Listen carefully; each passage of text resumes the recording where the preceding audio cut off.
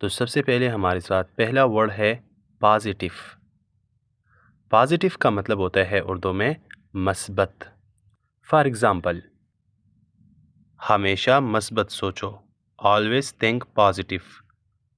Always think positive. Conversation. Conversation کا مطلب ہوتا ہے اردو میں بات چیت یا گفتگو کرنا. کنورسیشن، اس کا صحیح پروننسیشن ہے کنورسیشن. میرے ساتھ بولو، کنورسیشن. فار ایگزامپل، آج کی گفتگو بہت اچھی رہی یا آج کی گفتگو بہت اچھی تھی. Today's conversation was very good.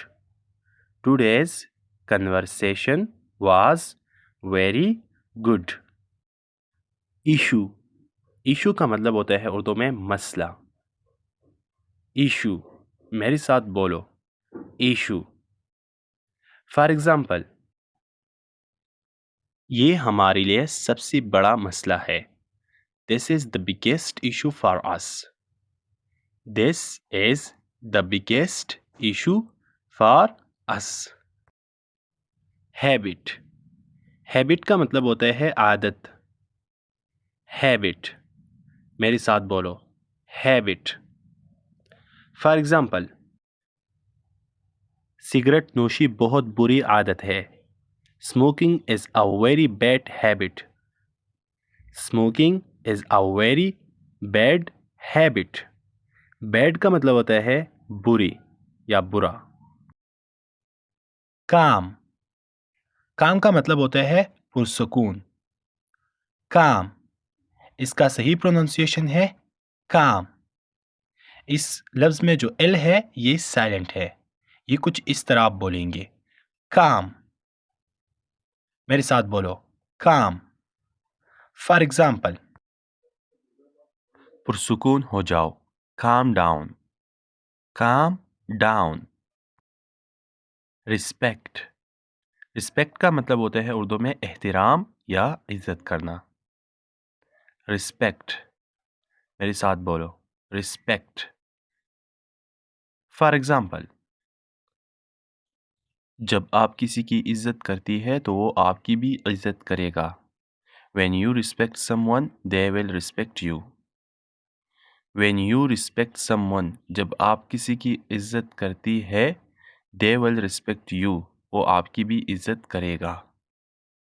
When you respect someone, they will respect you. Nervous. Nervous کا مطلب ہوتا ہے اردو میں گھبراہٹ.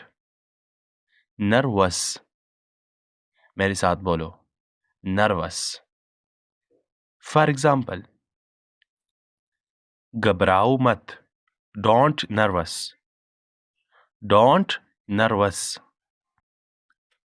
Among. Among کا مطلب ہوتا ہے اردو میں درمیان میں یا بیچ میں. Among. میرے ساتھ بولو، among. فار ایگزامپل، اس صدقہ کو لوگوں میں تقسیم کرے. Distribute this charity among the people.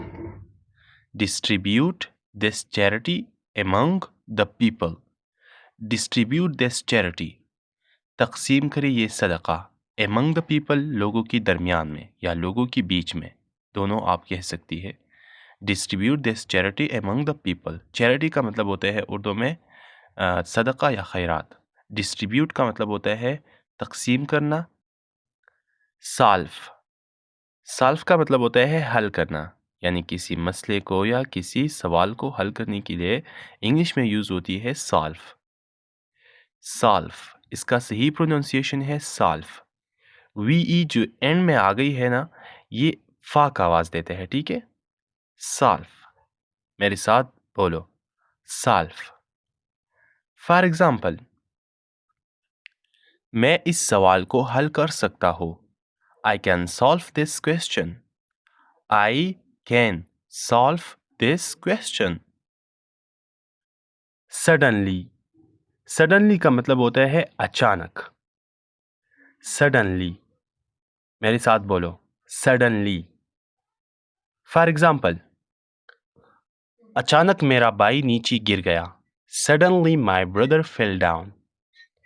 Suddenly my brother fell down. fell down کا مطلب ہوتا ہے اردو میں نیچی گرنا. سپوز. سپوز کا مطلب ہوتا ہے فرض کرنا.